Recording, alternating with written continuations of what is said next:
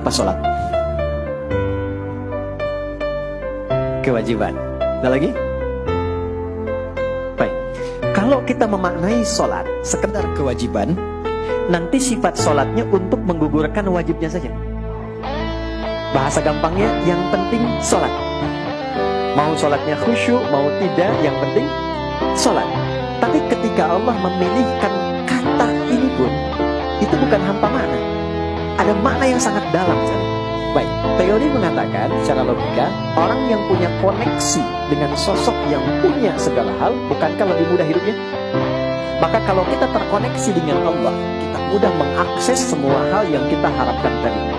Nah, dalam bahasa Arab, mengoneksikan sesuatu sehingga tersambung kuat dan sulit dilepaskan, itu disebut silah namanya. Silah. Ya. Masih teman-teman ingat kalau kita kumpul-kumpul tuh suka disebut apa namanya? Silaturahim kan? Nah, kenapa menggunakan kata silah? Diharapkan semua yang datang ini terkoneksi. Jadi bukan cuma sekedar datang, kemudian duduk, pulang, tidak. Diharapkan kenal, ini teman siapa, si fulan dari mana. Kalau ada yang punya kesulitan, bisa dibantu gugur kesulitannya. Kalau ada yang gelisah, pulang jadi tenang, pulang saling mendoakan. Itulah yang disebut silah. Nah, jika kita ingin merubah kata ini dengan koneksi yang sangat kuat dalam bentuk ibadah yang terpola caranya awal sampai akhir, maka rubah kalimatnya dari silah menjadi sholat. Jadi, maka kenapa ibadahnya disebut dengan sholat? Karena di dalam sholat itu kita dilatih untuk mengoneksikan diri kita dengan Allah, sehingga saat terkoneksi kita ingat Allah dimanapun. Kalau sudah ingat, terjaga oleh Allah. Orang yang kalau minum ingat Allah, tidak mungkin minum minuman yang tidak disukai Allah. Ada orang mabuk baca bismillah? Gak ada. Orang kalau ingat Allah gak akan menipu. Orang kalau ingat Allah gak mungkin keluar masjid tertukar sendal. Itu gak mungkin tuh. Ya kan?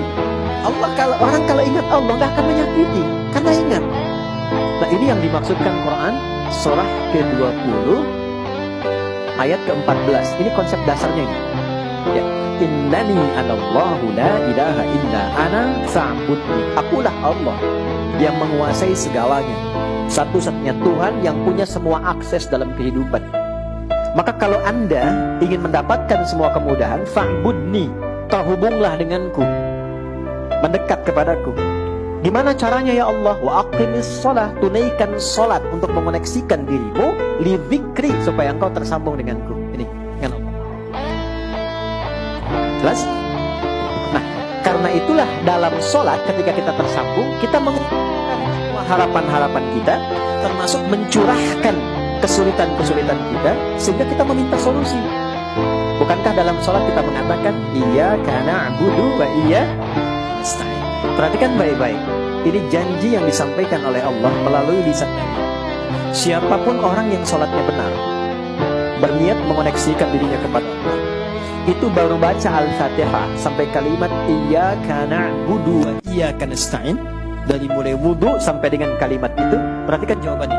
Hadza baini wa baina 'abdi wa li 'abdi ma sa'al. Ini perjanjian antara aku dengan hambaku. Kalau koneksinya hambaku itu benar kepadaku, tulus dia, maka aku akan kabulkan apapun yang dia minta saat ini. Karena itu, tidak ada satupun, bahkan Nabi dan Rasul yang pernah hidup di bumi, saat punya kesulitan dan meminta sesuatu, mereka umumnya lakukan dalam sholat, dan selalu cepat dikabulkan.